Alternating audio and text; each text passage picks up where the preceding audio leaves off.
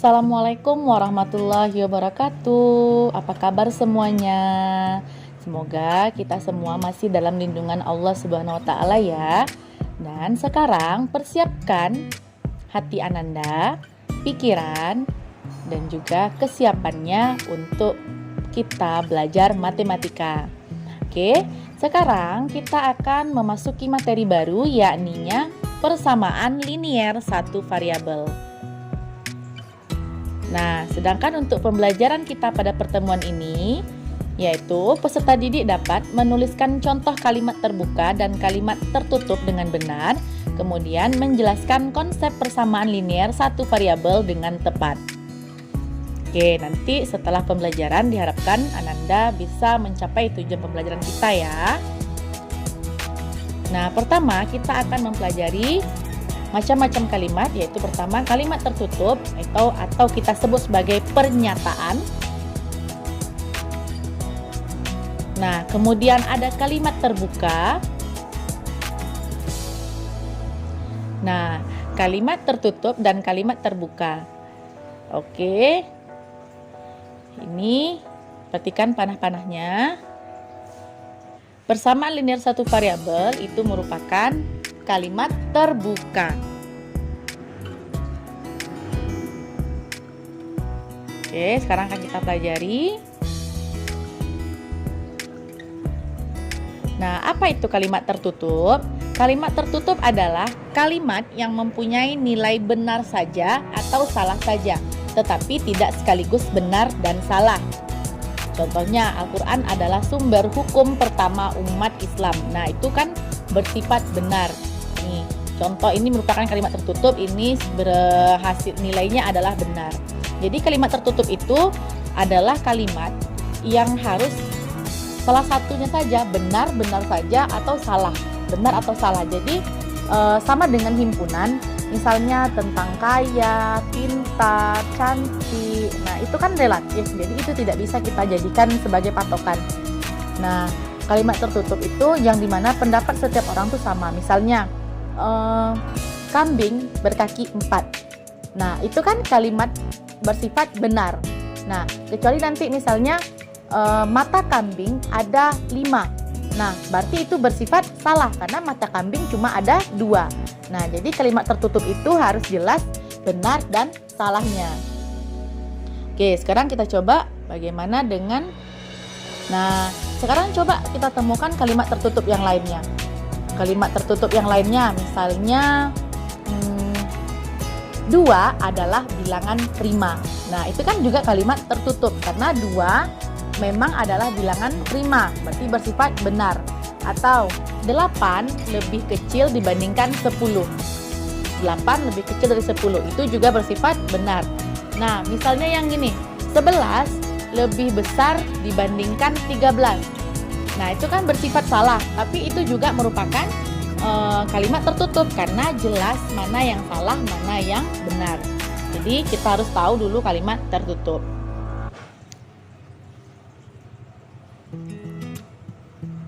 Oke, coba kita perhatikan. Hai, namaku Rani. Nah, perhatikan di dalam tasnya ini ada buku-buku. Dia pergi sekolah, ada membawa buku dalam tas.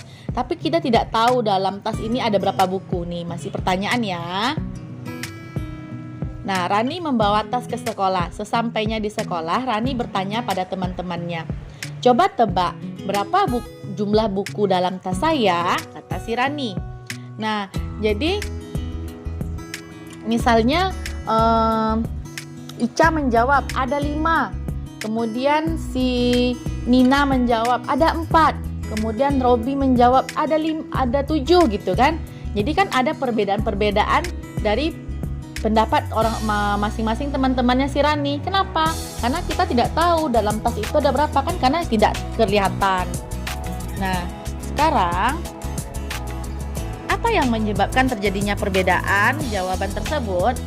Penyebabnya adalah karena kita tidak tahu berapa jumlah buku di dalam tasnya karena masih tertutup. Oke, karena teman-teman Rani tidak tahu pasti berapa banyak buku dalam tas Rani.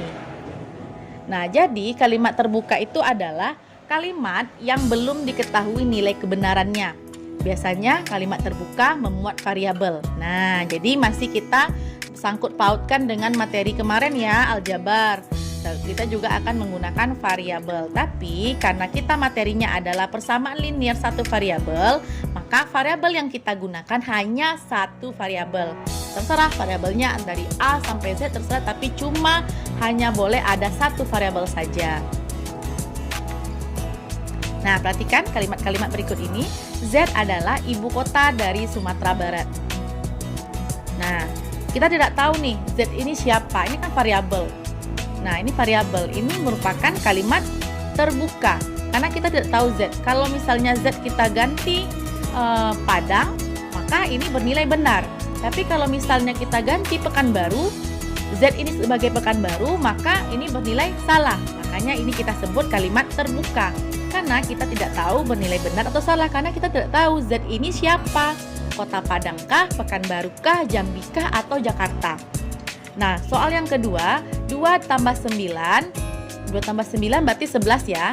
11 lebih kecil dari 7. Berarti 11 kecil dari 7. Ini bersifat salah. Nah, kita tahu ini salah, berarti ini merupakan kalimat tertutup. Sedangkan untuk soal nomor 3, 12 adalah kelipatan 2. 12 adalah kelipatan 2. Ya, betul. 12 ada di kelipatan 2. Jadi ini bernilai benar. Berarti ini juga kalimat tertutup. Kemudian X ditambah 7 sama dengan 15. Nah, ada variabelnya ya. Variabelnya ada satu variabel. Nah, kita nggak tahu nih, ini bernilai benar atau tidak. Kalau misalnya X-nya ini 8, 8 tambah 7 memang benar. Jadinya 15. Tapi kalau seandainya X-nya cuma 4, sehingga ini hasilnya bukan 15, berarti dia bernilai salah. Makanya kita tidak tahu X ini berapa. Kita belum tahu X-nya berapa, jadi kita tidak tahu dia benar atau salah. Sehingga untuk kalimat nomor 4 ini merupakan kalimat terbuka. Jadi jelas ya, nomor 1 tadi kalimat terbuka, nomor 2 tertutup, 3 tertutup, 4 juga terbuka. Kita lanjut. Sekarang dapatkah Ananda menemukan contoh kalimat terbuka yang lainnya? Ayo coba dipikir-pikir mana yang merupakan kalimat terbuka dan tertutup. Coba ditulis-tulis, dicoret-coret di bukunya ya. Nah, jadi persamaan linear satu variabel itu merupakan kalimat terbuka. Oke. Persamaan linear satu variabel itu merupakan kalimat terbuka. Kalimat yang belum tahu benar atau salahnya dan menggunakan satu variabel, Karena di sini satu variabel, berarti variabel yang kita gunakan hanya ada satu. Nah, persamaan linear satu variabel itu adalah kalimat terbuka yang dihubungkan dengan tanda sama dengan. Nah, namanya persamaan, berarti dihubungkan dengan tanda sama dengan. Berarti kalau misalnya nanti ada tanda kecil, lebih besar, berarti itu bukan persamaan linear satu variabel. Dan hanya mempunyai satu variabel berpangkat 1. Ingat ya, variabelnya hanya 1 dan hanya boleh pangkatnya 1. Berarti kalau X saja, Y saja, A saja, B saja, tidak boleh A kuadrat, tidak boleh B kuadrat, ataupun B pangkat 3. Pangkatnya hanya 1. Sedangkan bentuk umum persamaan linear satu variabel adalah bentuknya seperti ini. AX tambah B ditambah C. Nah, variabelnya hanya ada 1. Ini angka, ini juga angka. Oke, di depan variabel boleh ada koefisien ya. Ini A, ini koefisien. A adalah koefisien X, B dan C adalah konstanta, dan X adalah variabel. Persamaan linear satu variabel adalah kalimat terbuka yang memuat variabel berpangkat 1 dan dihubungkan dengan tanda sama dengan. Nah, ini contohnya X tambah 5 sama dengan 8, ini juga persamaan linear satu variabel. Y kurang 1 sama dengan 7 juga persamaan linear satu variabel. A ditambah 5 sama dengan satu variabel, ini juga. Nah, bagaimana kalau misalnya kedua ruasnya ini juga ada sama-sama X? Di sini ada X, di sini juga ada X. Itu juga masuk persamaan linear satu variabel. Tapi kalau misalnya ada X, ada Y, berarti itu bukan persamaan linear satu variabel. Itu udah dua variabel, lebih dari satu variabelnya ya. Berarti cuma boleh ada satu variabel. Kalau sini ada Y, sini juga Y lagi, nggak masalah. Yang penting. Nah, sekarang unsur-unsur pada persamaan linear satu variabel. Nah, perhatikan pada 9Y ditambah 5 sama dengan 41. Nah, 41 yang di sebelah sini, nih yang ini adalah ruas kanan. Sedangkan 9Y ditambah 5 ini kita katakan sebagai ruas kiri. Nah, 9 itu koefisien dari Y, kemudian Y ini merupakan variabel, 5 adalah konstanta. Nah, 41 juga konstanta ya. Jadi pada 9Y ditambah 5 sama dengan 41 ada satu variabel yaitu Y.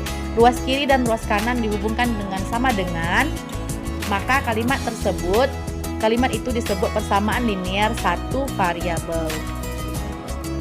Alhamdulillah, penjelasannya cukup sampai di sini. Mudah-mudahan dapat dipahami oleh Ananda sekalian. Semoga dapat membantu juga. Jangan lupa tetap baca bukunya, kemudian baca juga sumber-sumber lain agar lebih memahami lagi materi persamaan linier satu variabel. Ingat, matematika itu menyenangkan. Jadi jangan beranggapan dulu bahwa matematika itu susah. Oke, Ananda harus berusaha dulu untuk mengenal bagaimana matematika itu. Kalau sudah kenal, nanti malah makin suka sama matematika. Oke, tetap jaga kesehatan di rumah, bantu orang tua, kemudian jadilah anak yang berbakti. Inilah kesempatan Ananda selama di rumah bisa membantu orang tua. Jadi kan bukannya berarti tidak sekolah kita sibuk bermain, tidak, tapi bantu orang tua. Misalnya bantu dengan melihat adik atau bagaimana. Oke, sekian. Wassalamualaikum warahmatullahi wabarakatuh.